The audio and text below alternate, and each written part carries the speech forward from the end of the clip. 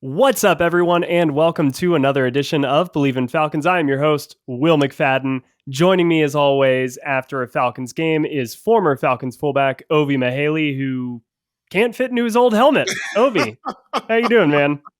I've heard about, saying I'll be able to fit into your own jersey because you got a little bigger. I didn't know your head can get fat to where all your helmets can't fit. I guess it's painful, man. I got all my old school Falcons helmets, and this one was Yeah, signed by the good old 2011 squad, and I can't fit at all. So I wanted to be cool like you and have a costume, but my head is not on board for that. that's true. For those who are not watching on YouTube, which I highly recommend, go check that out. You get to see what Ovie and I look like when we're sharing thoughts on the game. But Damn good is what we look like. Damn good. yeah, damn good. And so today, in honor of Halloween, I am dressed as Bradley Bradshaw, aka Rooster, from the phenomenal film Top Gun Maverick. So Ovie was like, "Hey, you know what? I'm gonna dress as a football player." Went and tried to grab one of his old helmets, and it did not work. Did it? Didn't work. Sounded good on paper.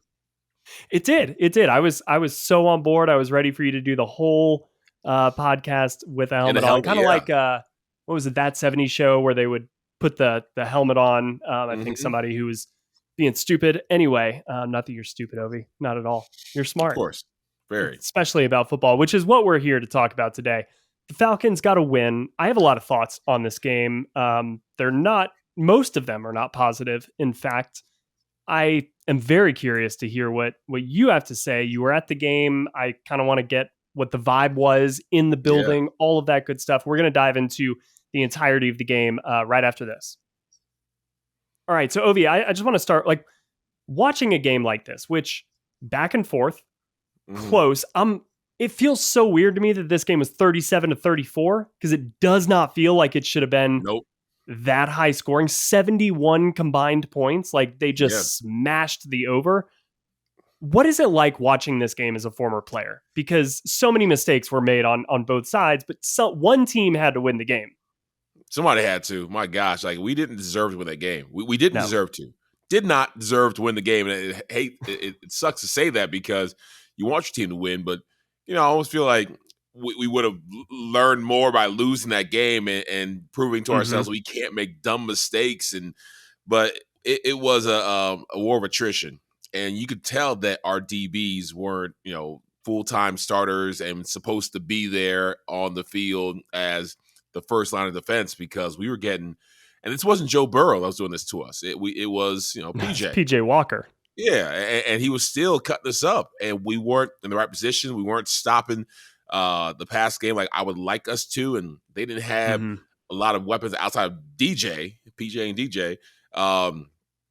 I don't feel comfortable that we could go and get into a wild card playoff and do anything. And I have to remind myself I'm not supposed to feel comfortable because this is a rebuilding year. This is not a year where we're supposed to be even winning more than 2 games. But it's hard as a competitor.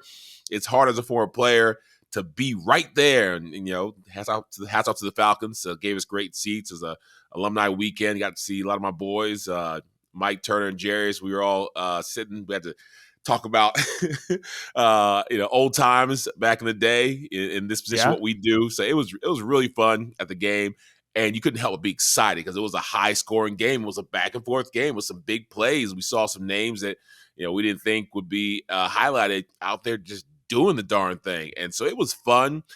I feel bad for the kicker for the Panthers because he's the only reason why we came out with a W. Eddie Pinheiro. Yes, that former Florida kicker.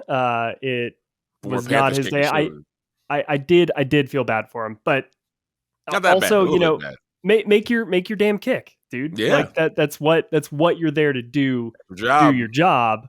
But you hate to see when it is so much on just one player. And this is actually something that I think the Falcons, and there are plenty of teams in the NFL that are like this because it's a whole style of PR approach and team and all of that stuff. The Falcons have made it such a point when talking about game-winning kicks to call out long snapper Liam McCullough, holder Bradley Pinion. Like Younghoe Koo, basically, they were just like, how does it feel to, like, what is your mindset going into these game-winning kicks? And he was like, well, first off, got to say, it's Liam McCullough's first game-winning snap. And I was like, oh, okay, it's going to be one of these, like, answer. Like, we're going to just kind of totally deflect all around the positivity. But it sucks when you're the one that misses. And it's like, yep, that's like, he could be cut tomorrow because of that. Like, that's how bad that was. And to miss the extra point right before that to even get it over, which DJ Moore taking his helmet, like, that was kind of a weird penalty. Like, I get letter of the law that's a penalty, but he was, flagged for celebrating after the deep touchdown. And, like, I kind of think that was ticky-tacky. So yes, the Falcons kind of escaped, but they did get a win, and they are 4-4, and they are first place in the NFC South. How about that? How about that? So, like, how much are Falcons fans allowed to celebrate this win? Oh, take full advantage of this. If you're a Falcons fan, you should be out there celebrating, getting the adult beverages, getting lathered up, and enjoying this, because this was not supposed to happen. This may go south in the next couple of games. This is a moment in time where we are actually getting more than what we deserve. Yeah, so celebrate this. Enjoy this. I was high-fiving people, and actually, I take it back. I left early because my wife went to go see the New Jack City play at Infinite Arena. And so she went with her girlfriend, and I had to come back straight from the game to watch the kids. So I left right before, after the interception from Marcus Mariota. So I was in overtime. Crazy surprised when I was looking at my phone, and I was like, wait, what happened? Wait, what's going on? And so I started to backtrack and catch up. I was like, wow, Falcons, they got a gift, a gift from up above to get this W. So what you're saying, Ovie, is you're the problem? It's you? No. To paraphrase maybe. I don't know, man, but if that's going to be the thing, I won't watch the critical times for games moving forward. But I was so surprised when I came back and we had a W rather than an L, because I was not expecting that. How do you miss kicks that are right there? But hey, it's about time something good happens to us, because we can talk about all the times where we get screwed over, like the Grady Jarrett stuff with the Tom Brady and our DB number 24 trying to get his hands on receivers, and they call ticky-tack fouls. So that's usually our lot in life. So we'll take this. We will. Yeah. And that's a great way to kind of put it, is these are the breaks, right? Sometimes they go your way. Sometimes they don't go your way. Usually playoff teams have more breaks go their way than they don't. Mm-hmm. You brought up, even if the Falcons make the wild card team, and I think that kind of one of the reasons why I'm bullish on them to actually make the playoffs, either as a division winner, like I said, first place division right now, or as a wild card team, is also the exact same reason why I don't like their chances in the playoffs at all. And you can kind of speak to this a little bit more, is the Falcons do have an identity. They do have one thing that they can lean on at any given time, and it's the run game. And we saw it again today, and it kind of doesn't matter who it is. Is it Cordero Patterson, who looked awesome in week 1, and the Falcons are going to be a much better team when they get him back in a couple of weeks. But Caleb Huntley was kind of the star today. Tyler Algier had a few great runs of his own. We've seen Avery Williams kind of be effective out of the backfield. So they have that part of their game that they can lean on, which in the regular season is more than most teams have. Yeah. Every team right now is kind of finding, all right, what can we be? Because when the chips are down in the NFL, like, you have to have something that you can do better than the other team can defend it if you want to win in this league. But when you get to the playoffs, you have to have 3, 4, 5 of those things. You have to be a chameleon as a team, because the other team is going to take away what you want to do. So even if the Falcons make the playoffs, and again, I'm kind of bullish on that because their run game can be a little bit of an anchor for them, teams can take that away in the playoffs. And the Falcons are going to lose games 24-3 because they're just not going to be able to move. Like, the playoffs are a whole different animal. Yeah. How much do we expect? Because Kyle Pitts got going a little bit today. Yeah. Do you expect the Falcons to become more of what we've seen offensively, or do you expect them to grow and evolve? I've been waiting for this evolution from caterpillar to a butterfly for so long. And I've been waiting game after game for maybe this is a game where we got the run game. It's not going anywhere, but we have the run game and Marcus just opens up and he gets comfortable. And Drake London and Kyle Pitts and all of our, amazingly, not random, but, the number 3, the 4, Demir 5 guys Birds, that you don't. yeah, you just aren't expecting that. Olamide Zaccheaus is becoming a household name to where he's becoming dependable as just a great player at his spot, catching the ball. And I love what's happening to our receiving core because, again, Drake and Kyle are the marquee names, but we have a lot of guys stepping up to where I'm like, if we get a quarterback that is consistently accurate and feels comfortable going deep and just turns into a little laser pointer and just shooting some beams, we got something. And Marcus he's getting there, then he's not quite, he's game managing, then he's throwing an interception, then he's scrambling and hitting some pretty nice plays, then he's looking uncomfortable. And I get it. I understand. We don't have, Matthew Stafford, or we don't have, Tom Brady of old. Like, I get it. But it's hard to not wish for more in our passing game because you feel like we're starting to show that the guys who are receiving the ball want more, can do more, can handle more. And the guy who's throwing the ball is not quite there and may never get there. And we got to be okay with that. That's a hard thing to swallow, that there is no more to come. That's it. We've tapped out. We're at our peak. And so I feel like, if by some magical method we can kind of crank up Mariota and get him to where the receivers are trying to push him to, we might be a little dangerous in the playoffs. But that's a wish that might not come true. So if we do get there, it'll be a nice thing to check in a box. 100%. It's not going to be a the Falcons could be a dark horse. No, stop that. Stop. You're doing too much. Get to the playoffs where we're already pushing it, and it can happen. But a dark horse to win the Super Bowl, stop it! Like this ain't that. I mean, Marcus has orchestrated a couple of surprise playoff victories, Nice drive, but I think the Tennessee teams are a perfect example of kind of what I'm talking about.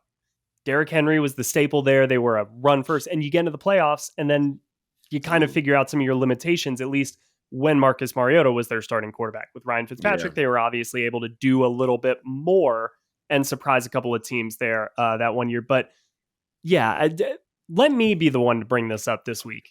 So Desmond Ridder, Marcus Mariota, because Marcus was on his way, I think, to having a pretty good game after bouncing back from a slow start. His first 2 drives were pretty ugly. 0 yards, six plays or something like that. An interception in there. Yeah. I mean, Kyle Pitts didn't help him at all with the drop on the very first play where he, I think, probably could have picked up like 20 yards after the catch and really gotten the Falcons offense going. But that interception in overtime was like, for all intents and purposes, should have been game ending. And I left. It's the mistakes that he makes come at kind of the worst times, and they seem so glaring and huge. It's not just like he has a bad game where he's 11 of 24 for like 120 yards and no touchdowns or interception. It's like, oh man, you turned the ball over right now? Like right here? Yeah. That's when you did that? So how do you balance that? How do you balance the good, the bad, and then where does Desmond Ridder fit into it at this point in time for you? Yeah, I brought up Ridder last time. You bring it up this time. We're going to bring him up every single game. But it's going to be a waste of our breath because we're bringing him up, and it's not going to change what Arthur Smith's going to do. Arthur Smith ain't a guy on the hot seat that has to make a quick decision and try to save his career and see if we can put a spark underneath this team. No, we're winning games. We're at the top of the division. And as many mistakes as Marcus makes, it's just, do you really want to go through that learning curve with Ridder right now when we could sneak into a playoffs, at least check a box and look really good for next year? No. And I hate that we can't, like reset the Nintendo SNES and play a game with Marcus. All right, let's reset that. Let's play a game with Ridder and see what would happen different. It would be great. On that cartridge, Ovie.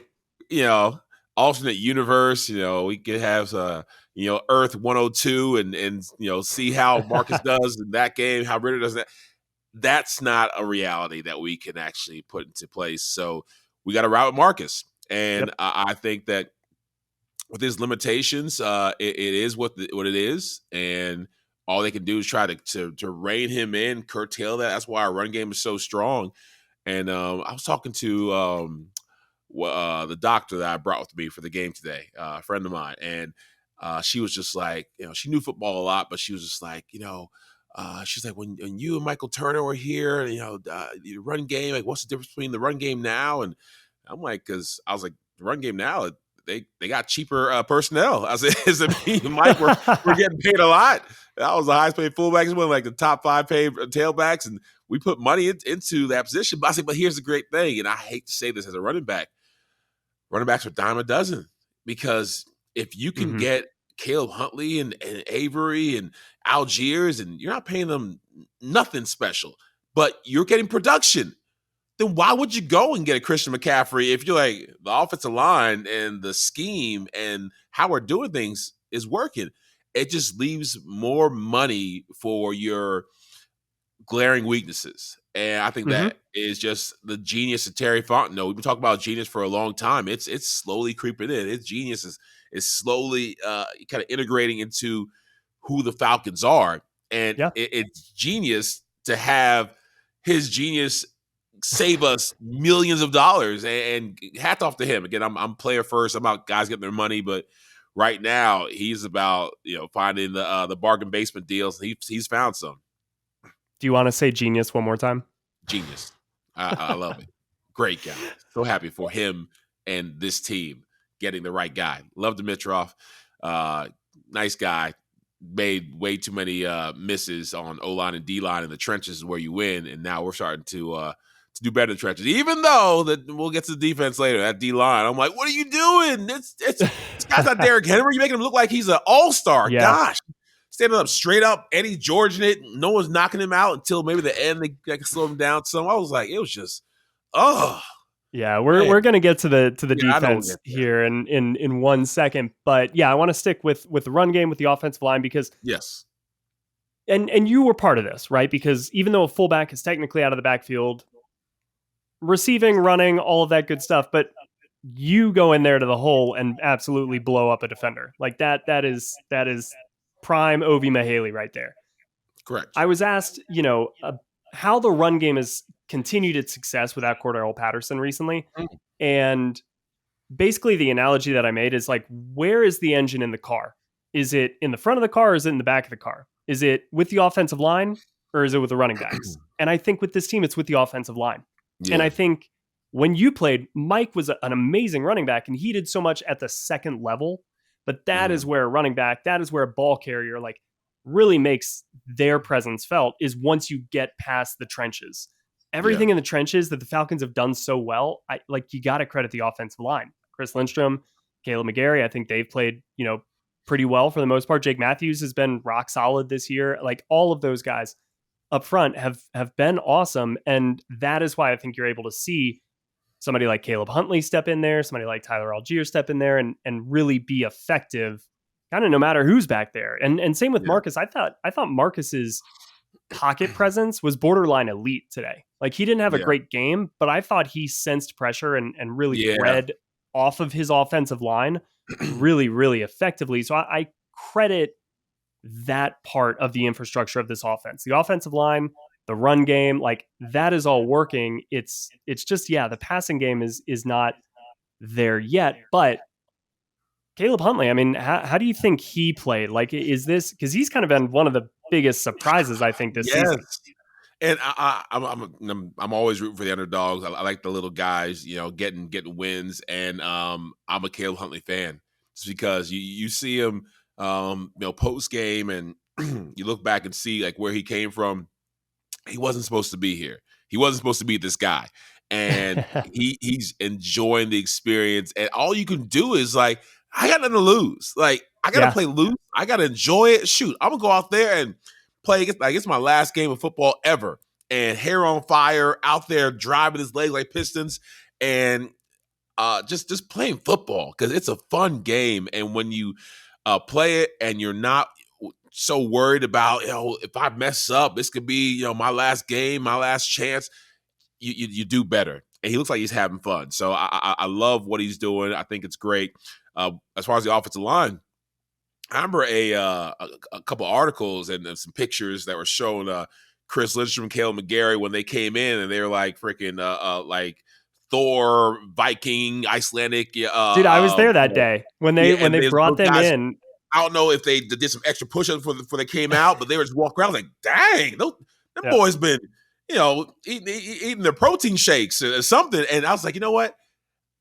They taking this seriously. It's everyone works out in the offseason. You got to work out in the offseason, but some people work out in the offseason. I remember my Pro Bowl season, I was just tired of being really good and really close and, being second and third fullback while I watch Mike go again and Roddy go again. And I see some sorry A fullback that just has a great tailback make it above me. I said, you know what?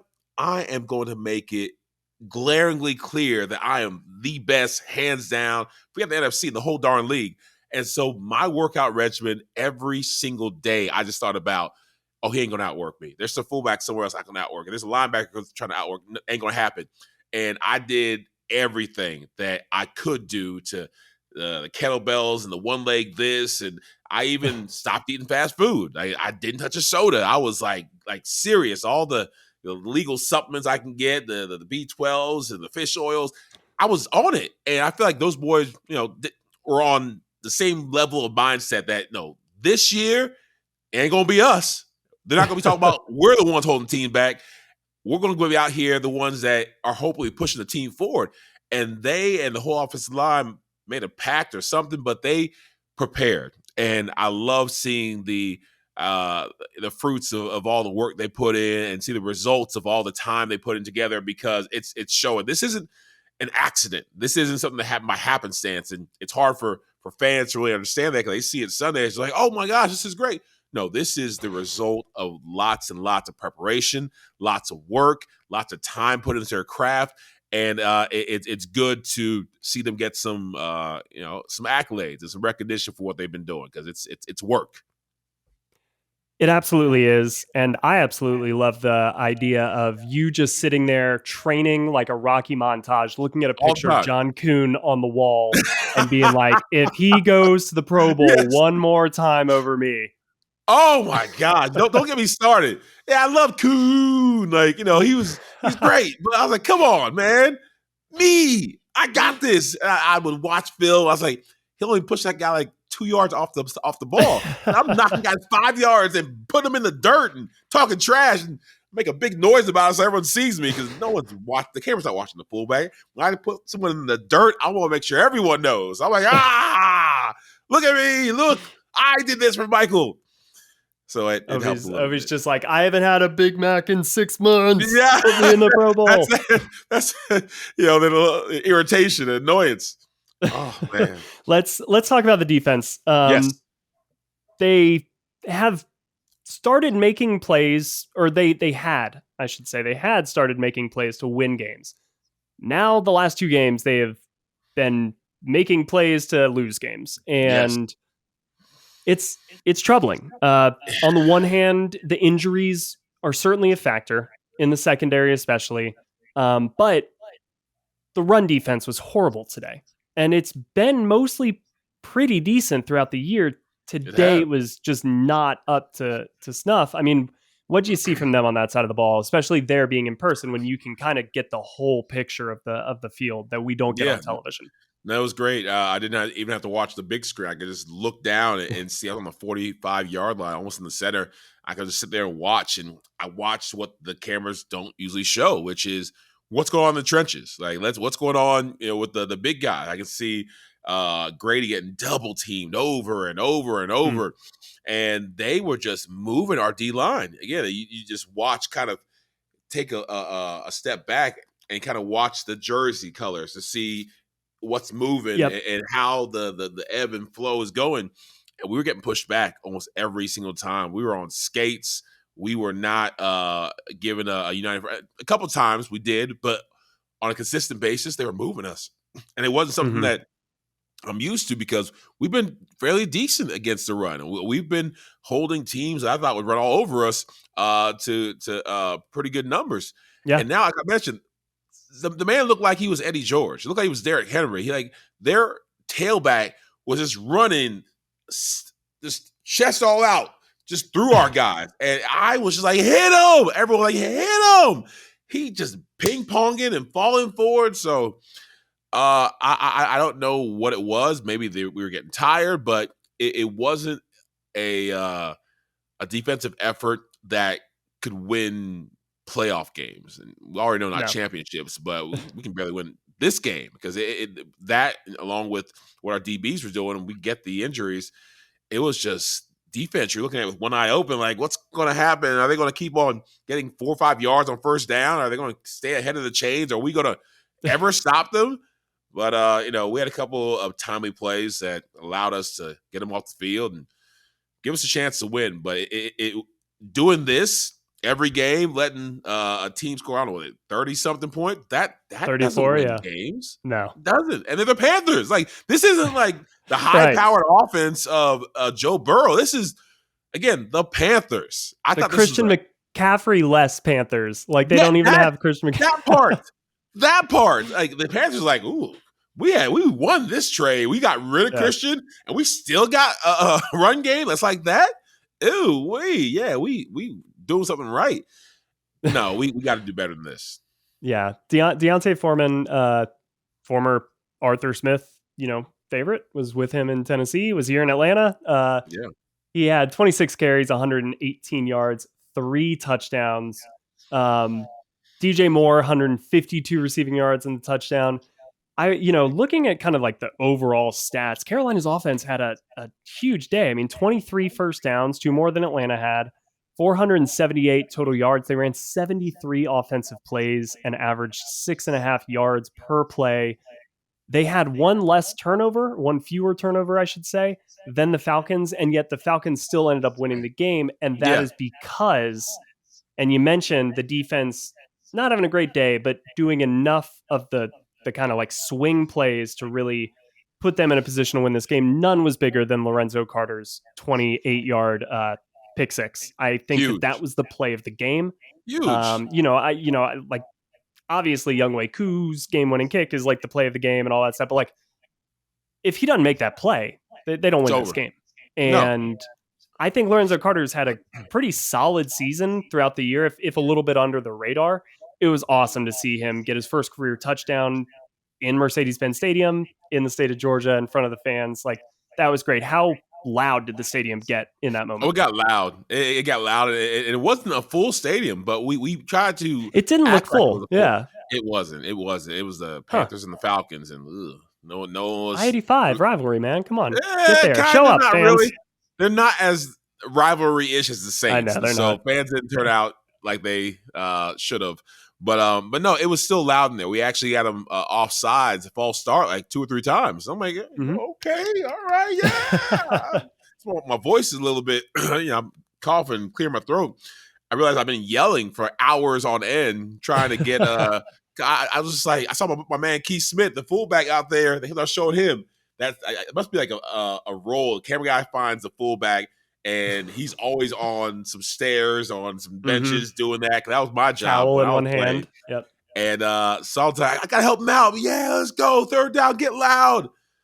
It's a lot of work. Somebody has to do it.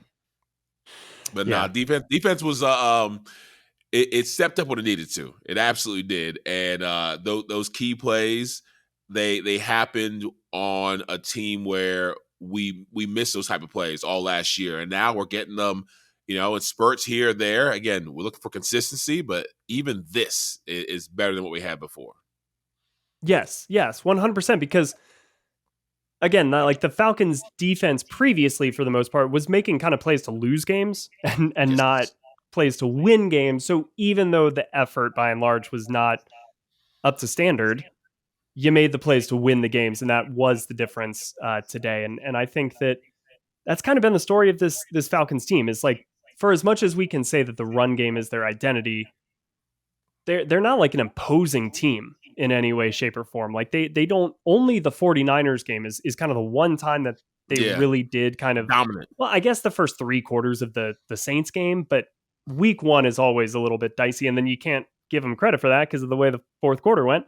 But it's like this team knows what it is, but what it is gonna be in a lot of close competitive games, kind of no matter who the other team is. And I really did not want them to play down to the talent level of Carolina. I'm not entirely sure if they did that, if it's they played down, or if this is just their talent level. Or are the Panthers much better than what we thought? Because they did beat the Bucs last week. And that I'm just having trouble computing that. I didn't watch that whole game beginning to end, but just watching a Tom Brady-led team lose to the Panthers made me think either Tom Brady's just losing it and Vita Vea and that whole crew is like, yeah, 1, 2, 3, Cancun. Or the Panthers are like, okay, they got rid of our coach. Let's go. Let's ride. I don't know what's going on, but I do know I'm happy we got this W because it just feels good to have double the amount of wins that we were projected to have all season. So I guess now we'll lose the rest of the games and call it a season. But no, they were so wrong about us. They were wrong. It feels good. And that is the other reaction to have to this, right? For as much as you and I have sat here and kind of been like, a win is a win is a win. We'll take the win, all of that good stuff.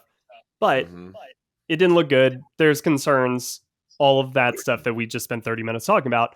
The flip side is, look, we were supposed to be 2-15. This team was supposed to be contention for the first overall pick. Yeah. They got to win. They're 4-4. They're in first place in the NFC South. Who cares how it looks? Next week's a new week. Let's get back to work and do that. Who are we playing? That would be the Los Angeles Chargers, who had a bye this week. The Falcons will get a little bit of a chance at redemption, I guess, against an AFC, Hollywood-style team. They just got blown out by the Bengals, who, East Coast, but they're Hollywood-ish, I would say. And then, the Chargers, they will be without Mike Williams, which is fortunate. But, again, a bye week ahead of a matchup, that's always going to be tough. They've got the extra time to prepare, all of that good stuff. So the Falcons have their work cut out for them. That being said, the win today definitely helps on that front. If you're going to lose a game, an AFC team is not the worst, and then they get to bounce back with another game against the Panthers the week after that. So it's a little bit of a Chargers sandwich here for the Falcons. We're going to get out of here in just a second, Ovie, but so instead of some game balls today, I wanted to do in honor of Halloween just some game candy bars and hand out some candies. So the three obvious picks: Caleb Huntley, he gets a king size Snickers. All right, it's a premium candy bar right here. It has everything, kind of like Caleb Huntley did today. It packs a punch. You got the nougat in there, but you also got some peanuts. You got really filling stuff. Robust. And he's just so satisfying, right? So Caleb Huntley, you get a king size Snickers. Younghoe Koo gets one. He gets some Halloween themed Kit Kats. I'm talking orange chocolate over here. Kit Kats are such an underrated candy, in my opinion. They're so quality, and just like Younghoe Koo, never go wrong. And then finally, Kyle Pitts gets a Mr. Goodbar, which is also a very underrated candy, but this one comes with a little bit of an asterisk, because I need Kyle Pitts to be Mr. Great Bar moving forward. I was just thinking about that. He was good today, but I need him to be great. I need him to take over some games. What do you think about that, Ovie? I would love for him to be Mr. Great Bar. He's got the ability to do so, and we're kind of waiting for it, but he needs the ball thrown in his direction to be anything. And so we're getting better than what we were before. When people were saying, like, wait, where are the targets? Like, is it? It would have been fun last couple of weeks. Are they ghosts? This spooky season? Like, are these guys like disappearing? Like, we didn't know what was going on with Drake and Kyle, and it's just the targets were so low. They're getting better. He's hearing us. He's watching the podcast. He's doing what we tell him to do, and that's come on the podcast, Kyle. Yeah, but Kyle needs to go full on, like, Tony Gonzalez, like full on, like, some of these great tight ends in the history of the game. He can be that. He can be a Hall of Fame tight end, but he can't do anything if we don't at least give him opportunity to, because I feel like he's ready to take on that mantle and put on the cape and make it happen. Funny thing is, during the game, they had Young Wei Koo figure out his best candies, Halloween candies. And it came down Nice. to Reese's, and it came down to the one you say, was it Kit Kat? Kit Kat. Yeah. Yes, Reese's and Kit Kat. He chose Reese's. Oh, no. Yeah, I know, right? Damn. Yeah, but the Kit Kat made it all the way up to the end. So, you're almost there. Almost. I actually was debating between Kit Kat and Reese's, so that's hilarious. I know my kickers, Yes. Cornering the coup market. Anything else we should mention from this game, Ovie? It's a win, like we said, but I think it leaves us with a lot more maybe questions than answers.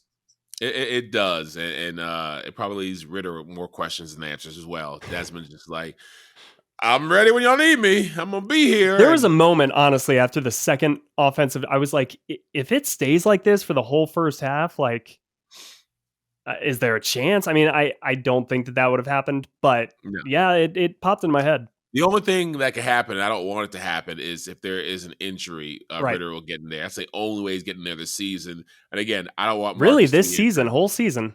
Is that the way? Because you just think the Falcons are going to be in the mix for the rest of the year? I mean, absolutely. I feel like because again, we did decent with the tough games, and we put the easier games we're having. I'm hoping that we get better, we get more comfortable in our skin, and again, we're getting some guys back. Exactly, we don't have healthier. our top DBs. Yep. If we are doing this with our backups, when we get our starters back in, AJ Terrell and get some Cordero Patterson, I feel like we can compete with some of these so-so teams, because we're a so-so team that can surprise you. So I feel good about our chances to again sneak into the playoffs. Don't have any expectations, but once we get there, who knows? I know we're going to lose, but it'll be fun to get there. Yeah. Hey, why not us? Why not us? Right. Why not now? Let me do the next 5 games before Atlanta's bye week 14. God, that's such a late bye. Chargers next week, at Carolina Panthers Thursday Night Football, home against the Chicago Bears, on the road against Washington, and then home against Pittsburgh. Those are so winnable. I mean, the Chargers game, going to be tough. They're still talented. That defense, Khalil Mack, Joey Bosa, like insane, or Nick Bosa. But Panthers, you just beat, albeit in much closer fashion than maybe it should have been. Yeah. The Bears haven't been great, although Justin Fields looked better today. Washington, interesting team. Feels like they're more talented than their record would suggest. And then Pittsburgh, who the heck knows what's going on over there. So, I mean, there's winnable games here. And then if you go into the bye week in the mix, right? They're 4-4 if they go into the bye week at 7-5, 7-6 even. Like, yeah, Desmond Ritter is not getting the bye week to prep. Like, nope, not at all. Not at all. So yeah, he's sitting there like, oh shucks, guys, I'm here if you need me. So I mean, I'll take it. I'm loving where we're at, loving where we're going. Think it's going to be a fun season. Heck yeah, and we'll be here for all of it. So please let everybody know where they can find us, wherever you get your podcasts. Please rate, review. I saw a bunch of 5-star ratings, Ovie. People are enjoying the podcast. So thank you guys so much for listening. If you want to drop us a line, you can on Twitter at Ovie Mahaley 34, at Will McFadden, or shoot us an email, believeinfalcons@gmail.com. That is BLEAV. Today's podcast is presented by BetOnline, as always. All right, the Falcons are 4-4. They are officially in first place in the NFC South. That is not something I thought I would be saying the day before Halloween, but here we are. And it's going to be a fun ride, Ovie, and I'm excited to do the rest of it with you. Sounds great. All right, everybody. We will see you next time. Until then, take care.